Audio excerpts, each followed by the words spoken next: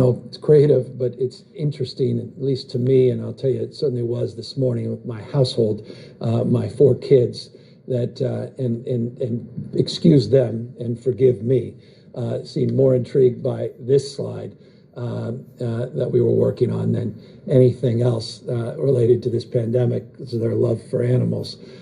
We have 2 gorillas at the San Diego Zoo that now have tested positive for COVID-19.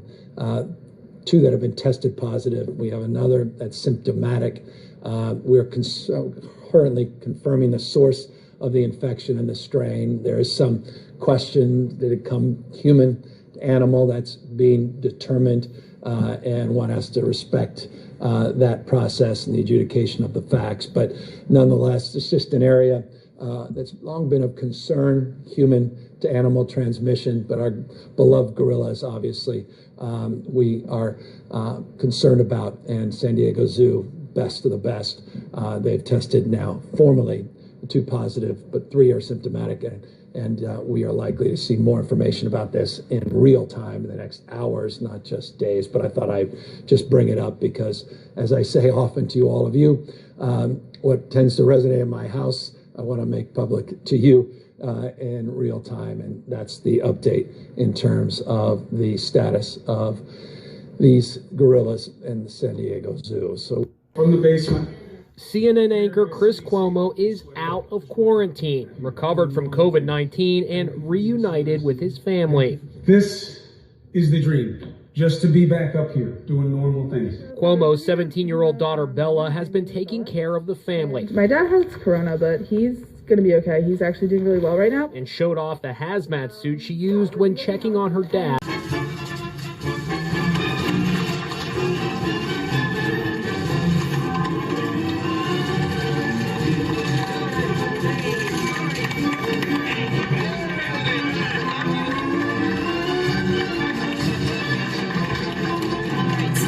Senator, just to bring it back to you, pardon the interruption, but as I'm sure you can appreciate from your own experience, we are continuing to monitor this in real time as breaking news.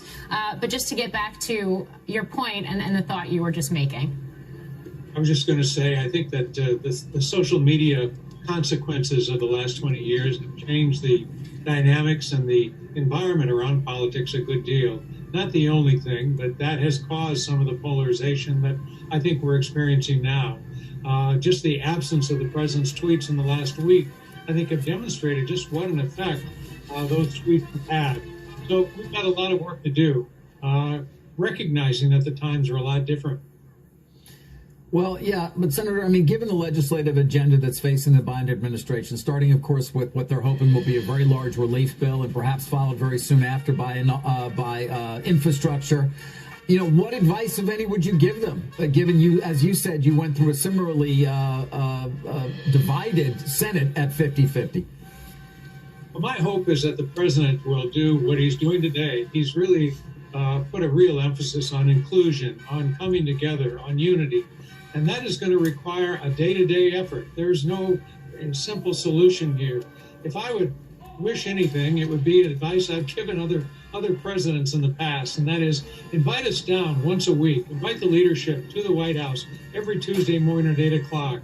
Let's just explore just what could be done in that given week. Let's talk about coming to the State of the Union, united around some ideas. We're taking a listen here, Senator, just for a moment, as we see. We watched the Clintons and now the Bushes descending, soon to be followed by the Obamas.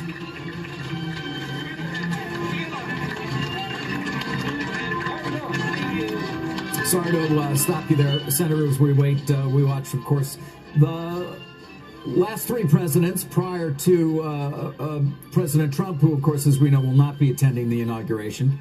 I'll be getting ready to land very soon in Florida. Vice President Pence will be in attendance. But go ahead. Sorry to cut you off, Senator.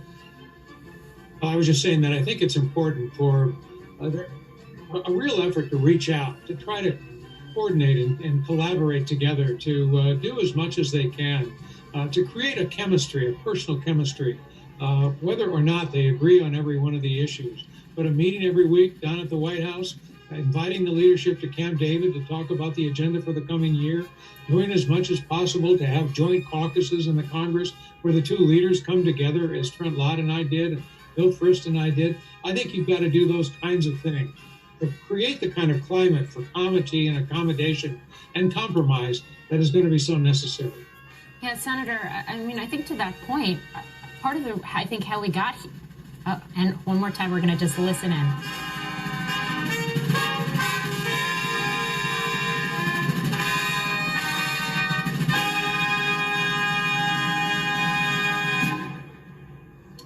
Ladies and gentlemen, the 44th President of the United States, the Honorable Barack H. Obama and Mrs. Michelle Obama.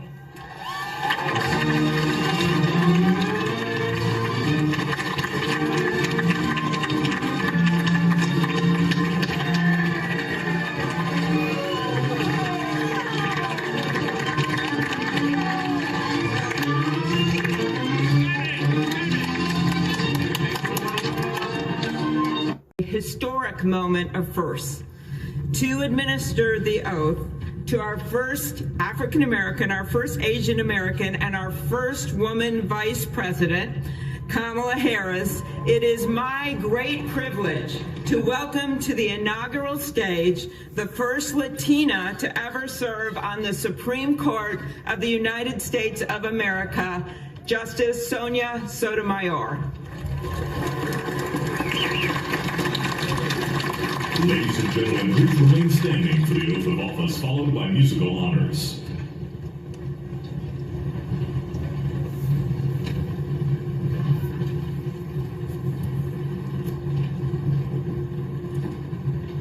Please raise your right hand and repeat after me.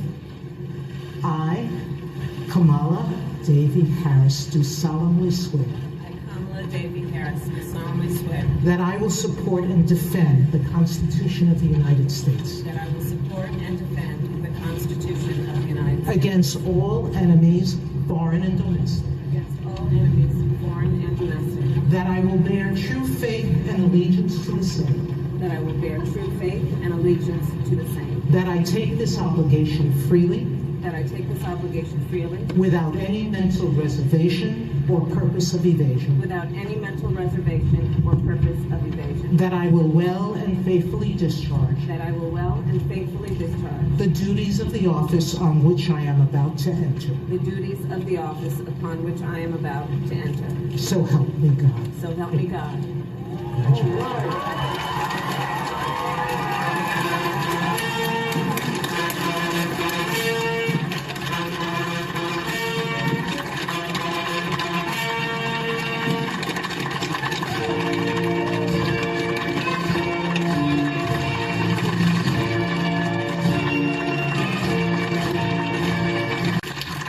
Ladies and gentlemen, please stand for the oath of office, followed by musical honors.